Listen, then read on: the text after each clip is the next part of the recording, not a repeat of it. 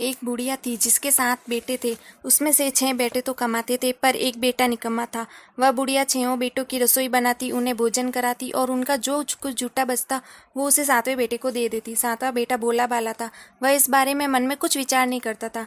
एक दिन उसने अपनी पत्नी से कहा, देखो मेरी माँ मुझे कितना प्रेम करती है। वह बोली, क्यों नहीं, सबकी बची हुई जूठन जो तुम्हें खिलाती है। उस लड़के ने कहा, ऐसा कैसे हो सकता है, मैं जब तक आंखों से ना देख लूँ नहीं मान सकता।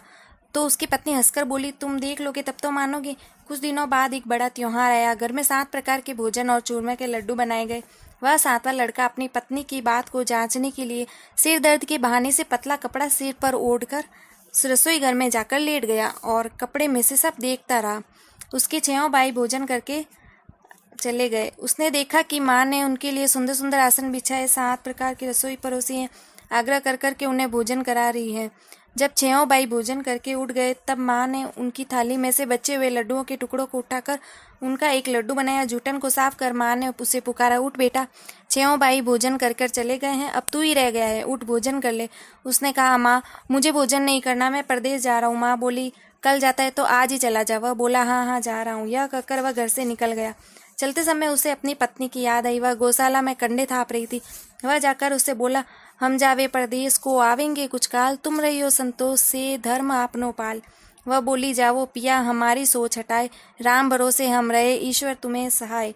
देव निशाने अपनी देखू धरू में धीर, मत तू हमें बिसराइयो रखियो मन गंभीर। वह बोला, मैं काम करने परदेश जा रहा हूँ, मेरे पास कुछ तो है नहीं, यह अंगूठी है सो ले और अपनी कोई निशानी मुझे दे। वह बोली, मेरे पास क्या है, यह गोबर भरा हाथ है। यह कहकर पत्नी ने उसकी पीठ पर गोबर के हाथ की थाप मार दी। वह प्रदेश जाने के लिए चल दिया और चलते चलते दूर देश पहुंचा।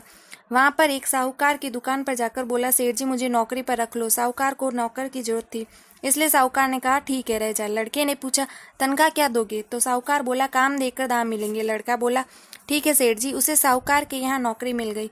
वह सुबह 7 बजे से 12 बजे तक काम करने लगा। कुछ ही दिनों में वह दुकान का लेन देन, हिसाब किताब, ग्राहकों को माल बेचना आदि सारे काम करने लगा। साहूकार के जो दूसरे 7-8 नौकर थे वे सब चक्कर खाने लगे कि यह तो बहुत होशियार हो गया। सेठ जी ने भी उसका काम देखकर उसे 3 महीने में ही अपने मुनाफे में साझीदार बना लिया। परिश्रम करके वह 12 वर्ष में ही नगर का नामी सेठ बन गया और उसका मालिक साहूकार अपना सारा कारोबार उस पर छोड़कर चला गया। इधर उसकी पत्नी पर क्या बीती वह सुनो। सास ससुर उसे दुख देने लगे, उससे गृहस्थी का सारा काम करवाकर उसे लकड़ी लेने जंगल में भेज देते। इस बीच घर की रोटियों के आटे से निकलने वाली भूसी की रोटी बनाकर उसके लिए रख दी जाती और फूटे नारियल के खोपरे में पानी दिया जाता। इस तरह उसके दिन बीत रहे थे। एक दिन जब वह जंगल में लकड़ी लेने जा रही थी, उसे रास्ते में कुछ स्त्रियों को संतोषी माता का व्रत करते हुए देखा। वह वहां खड़ी होकर कथा सुनकर पूछने लगी, बहनों यह तुम किस देवता का व्रत कर रही हो और इसे करने से क्या फल मिलता है? इस व्रत को करने की क्या विधि है? यदि तुम इस व्रत की विधि मुझे समझाओगी तो मैं तुम्हारा बहुत एहसान मानूंगी। उनमें से एक स्त्री ने कहा, सुनो बहन, यह संतोषी माता का व्रत है। इससे व्रत को करने से निर्धनता, दरिद्रता का नाश होकर घर में लक्ष्मी आती है, मन की चिंताएं दूर होती हैं, पुत्रहीन को पुत्र मिलता है, प्रीतम बाहर गया हो तो जल्दी लौट आता है, कुंवारी कन्या को मनपसंद वर मिलता है, राज दरबार में बहुत दिनों से मुकदमा चल रहा हो तो वह खत्म हो जाता है, कलह क्लेश दूर होता है। इस तरह से सुख शांति होती है, घर में धन जमा होता है तथा मन में और कई कामनाएं हो तो वह भी संतोषी माता की कृपा से पूरी हो जाती है। इसमें कोई संदेह नहीं है। वह पूछने लगी, यह व्रत कैसे किया जाता है, यह भी बता दो तो बड़ी कृपा होगी। वह स्त्री बोली, बिना किसी परेशानी के श्रद्धा और प्रेम पूर्वक जितना हो सके सवाया प्रसाद लेना। 1.25 रुपये से 5 रुपये, 5.25 तक का अथवा इससे भी ज़्यादा शक्ति और भक्ति के अनुसार गुड़ और चना ले। हर शुक्रवार को निराहार रहकर कथा सुनना, कहना, बीच में क्रम टूटना नहीं चाहिए। लगातार नियम का पालन करना। सुनने वाला कोई नहीं मिले तो घी का दीपक जलाकर उसके आगे जल के पात्र को रखकर कथा कहना, लेकिन नियम नहीं टूटना चाहिए। जब तक कार्य सिद्ध न हो जाए नियम पालन करते रहना और कार्य सिद्ध हो जाने पर व्रत का उद्यापन करना। 3 महीने में माता पूरा फल प्रदान करती है। यदि किसी व्यक्ति के खोटे ग्रह हो तो भी माता 1 वर्ष में कार्य को अवश्य ही सिद्ध कर देती है। कार्य सिद्ध हो जाने पर ही उद्यापन करना चाहिए, बीच में नहीं। उद्यापन में 2.5 सेर आटे का खाजा और इसी मात्रा के अनुसार खीर तथा चने का साग बनाना।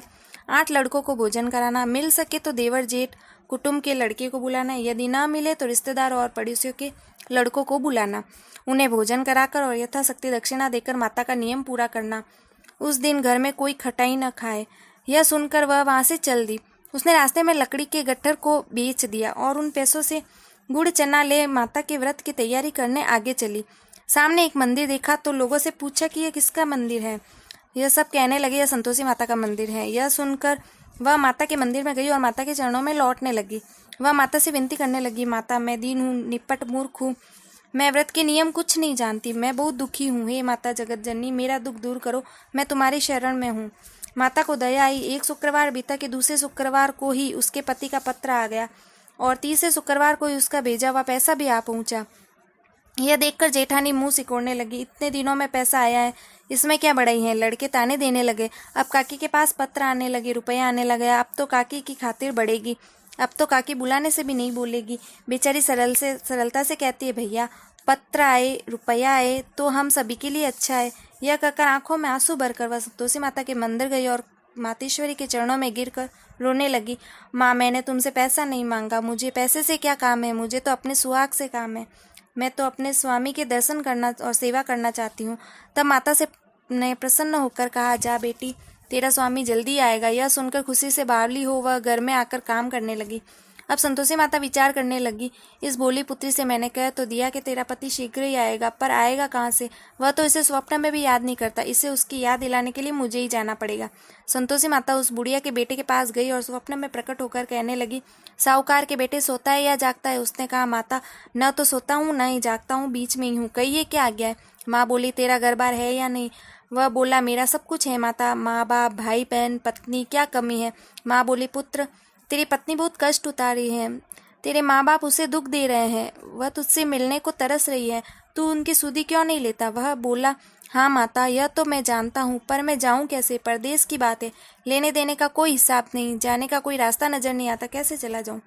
माँ ने कहा, मेरी बात मान, सवेरे नहा धोकर संतोषी माता का नाम लेकर घी का दीपक जला और दंडवत कर दुकान पर बैठ जा।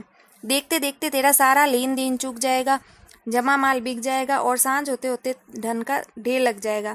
अगले दिन सुबह जल्दी उठकर उसने अपने मित्रों परिचितों को स्वप्न की बात सुनाई।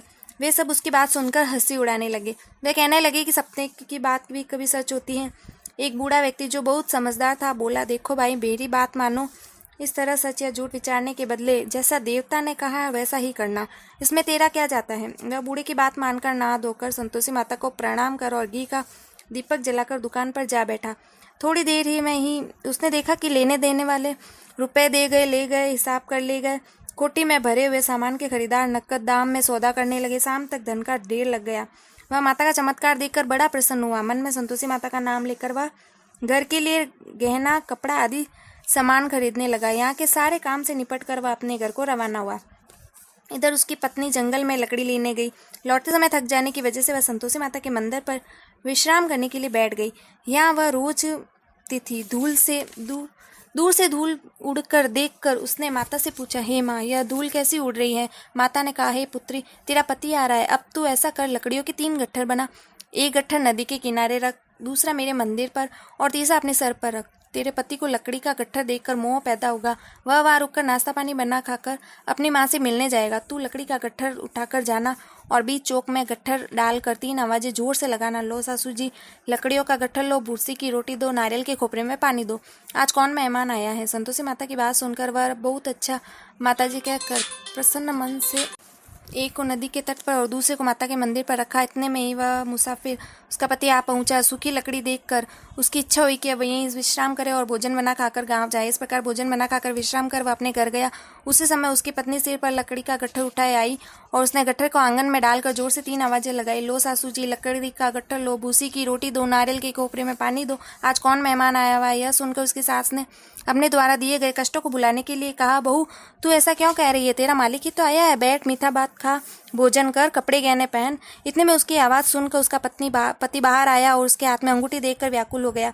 उसने अपनी माँ से पूछा, माँ यह कौन है? माँ ने कहा, बेटा यह तेरी पत्नी है। आज 12 वर्ष हो गए जब से तू गया है, तब से सारे गांव में जानवर की तरह भटक रही है और घर का कोई कामकाज करती नहीं, 4 समय आकर खा जाती है। अब तुझे देखकर भूसी की रोटी और नारियल के खोपरे में पानी मांगती है। वह लज्जित होकर बोला, ठीक है माँ, मैंने इसे भी देखा है और तुम्हें भी। अब मुझे दूसरे घर की चाबी दो, मैं उसमें रहूंगा। माँ बोली ठीक है बेटा, जैसे तेरी मर्जी। यह कहकर उसने चाबी का गुच्छा बेटे के सामने रख दिया। उसने दूसरा घर खोलकर उसमें सारा सामान जमाया। एक ही दिन में वह राजा के महल जैसा ठाट बाट हो गया। अब क्या था, वे दोनों सुख से रहने लगे। अगला शुक्रवार आया तो पत्नी ने अपने पति से कहा मुझे संतोषी माता का उद्यापन करना है। तो उसके पति ने कहा बहुत अच्छी, खुशी से करो। वो उद्यापन की तैयारी करने लगी। जेठ के लड़कों को भोजन के लिए कहने गई। उन्होंने आना मंजूर कर लिया, लेकिन पीछे से जेठानी ने अपने बच्चों को सिखलाया, देखो रे, भोजन के समय सब लोग खटाई मांगना जिससे उसका अध्यापन पूरा न हो। लड़के भोजन करने आए। उन्होंने पेट भरकर खीर खाई, परंतु माँ की बात याद आते ही कहने लगे हमें थोड़ी खटाई खाने को दे दो, खीर खाना हमें नहीं भाता। देखकर अरुचि होती है। बहू बोली खटाई किसी को नहीं मिलेगी, यह संतोषी माता का प्रसाद है। लड़के तुरंत उठकर खड़े हो गए और बोले पैसे लो। बोली बहू कुछ नहीं जानती, और सो उन्हें पैसे दे दिए। लड़कों ने बाजार जाकर उन पैसों से इमली खरीद कर खाई। यह देखकर बहू पर संतोषी माता ने कोप किया। राजा के दूत उसके पति को पकड़कर ले गए। जेठ जेठानी खोटे वचन कहने लगे। लूट लूट कर धन इकट्ठा कर लाया था, सो राजा के दूत उसे पकड़कर ले गए। अब सब मालूम हो जाएगा जब जेल की हवा खाएगा। बहू से यह वचन सहन नहीं हुए। यह संतोषी माता के मंदिर में जाकर रोने लगी। माता तुमने यह क्या किया? हंसाकर अब क्यों रुलाने लगी? माता बोली पुत्री तूने गलत उद्यापन करके मेरा व्रत भंग किया है। इतनी जल्दी सारी बातें बुला दी। वह कहने लगी माता भूली तो नहीं हूं ना, कुछ अपराध किया है, मुझे तो लड़कों ने भूल में ही डाल दिया। भूल से मैंने उन्हें पैसे दे दिए, मुझे क्षमा करो। माता बोली ऐसी भी कोई भूल होती है? वह बोली माँ मुझे क्षमा कर दो, मैं दोबारा उद्यापन करूंगी। माता ने कहा आप कोई भूल मत करना। वह बोली माँ अब भूल नहीं होगी। अब बताओ माँ मेरे पति कैसे आएंगे? माता बोली पुत्री जा, तेरा पति तुझे रास्ते में ही आता हुआ मिलेगा। वह मंदिर से निकल कर घर को चली तो रास्ते में उसे अपना पति आता हुआ मिला। उसने पूछा तुम कहाँ गए थे? वह बोला इतना धन जो कमाया था उसका कर टैक्स राजा ने मांगा था तो वही भरने गया। वह प्रसन्न होते हुए बोली भला हुआ, अब घर चलो। फिर अगला शुक्रवार आया। वह बोली मुझे संतोषी माता का उद्यापन करना है। पत्नी ने कहा ठीक है करो। वह जेठ के लड़के से भोजन के लिए कहने गई। जेठानी ने लड़कों को सिखा दिया कि तुम पहले ही खटाई मांग लेना। लड़के भोजन करने आए, परंतु भोजन करने से पहले ही कहने लगे हमें खीर खाना नहीं भाता, जी बिगड़ता है, थोड़ी खटाई को दो। बहू बोली खटाई खाने को नहीं मिलेगी, खाना हो तो खाओ। लड़के उठकर चले गए। उसने ब्राह्मणों के लड़कों को बुलाकर भोजन कराया, यथाशक्ति दक्षिणा के रूप में एक एक फल उन्हें दिया। इससे संतोषी माता प्रसन्न हो गई। माता की कृपा से 9 महीने बाद उसे चंद्रमा के समान एक पुत्र प्राप्त हुआ। वह पुत्र को लेकर प्रतिदिन संतोषी माता के मंदिर में जाती। माता ने सोचा वह रोज आती है, आज क्यों न मैं ही इसके घर चलूं, इसका आसरा तो देखूं। यह विचार कर माता ने भयानक रूप बनाया। गुड़ और चने से सना हुआ मुंह, ऊपर से सूंड के समान होठ, उस पर मक्खियां भिनभिना रही थी। माता के दहलीज में पांव रखते ही उसके साथ चिल्लाई देखो रे, कोई चुड़ैल डाकिनी चली आ रही है, लड़कों इसे भगाओ नहीं तो ये सबको खा जाएगी। लड़के डरने लगे और चिल्ला कर खिड़की बंद करने लगे। बहू रोशनदान से देख रही थी। वह प्रशंसा से पागल होकर चिल्लाने लगी आज मेरी माता मेरे घर आई है। यह सुनकर उसने दूध पीते बच्चे को अपने गोद से हटाया। इस पर उसकी सास क्रोध भरकर बोली इससे देखकर कैसी उतावली हो रही है, ये जो बच्चों को पटक दिया। इतने में माता के प्रताप से जहाँ देखो वहाँ लड़के ही लड़के नजर आने लगे। बहू बोली माँ जी मैं जिनका व्रत करती हूँ ये वही संतोषी माता है। इतना कहकर उसने तुरंत घर के सारे किवाड़ खोल दिए। सभी माता के चरण पकड़ कर विनती करते हुए कहने लगे हे माता हम मूर्ख हैं, अज्ञानी हैं, हे माता आप हमें हमारे अपराधों को क्षमा करो। इस प्रकार संतोषी माता अत्यंत प्रसन्न हुई। हे माता आपने बहू को जैसा फल दिया वैसा सबको देना। जो भी यह कथा पढ़े सुने उन सबके मनोरथ पूर्ण करना। बोलो संतोषी माता की जय।